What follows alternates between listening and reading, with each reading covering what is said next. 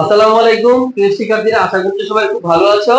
আজকে আমার সাথে আমার পাশে আছে সাদ, আমার প্রিয় স্টুডেন্ট।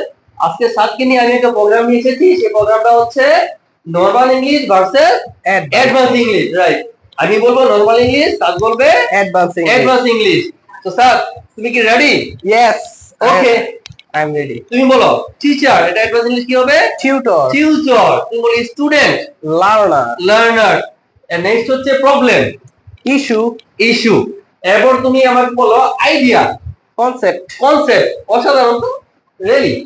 এরপর তুমি আমাকে বলো ক্লাসমেট, পিয়ার, পিয়ার। আমরা অনেকেই শব্দটা জানি না। পিয়ার মানে হচ্ছে ক্লাসমেটের অ্যাডভান্স ইংলিশ। গুড।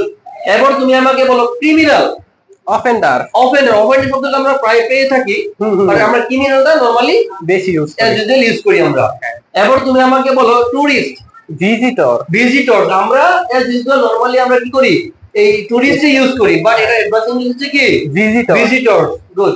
এরপর তুমি আমাকে বলো কলিগ, ওয়ার্কমেট, ওয়ার্কমেট। তার মানে আমরা একসাথে যারা কাজ করি তাদেরকে কি বলা হয়? কলিগ, কলিগ বলা হয়। এটা অ্যাডভান্স ইংলিশে বলবো আমরা কি? ওয়ার্কমেট, ওয়ার্কমেট বলবো, তাই না? আচ্ছা, আজকে আমরা এই যে প্র্যাকটিস করলাম, তোমার কাছে কেমন লেগেছে?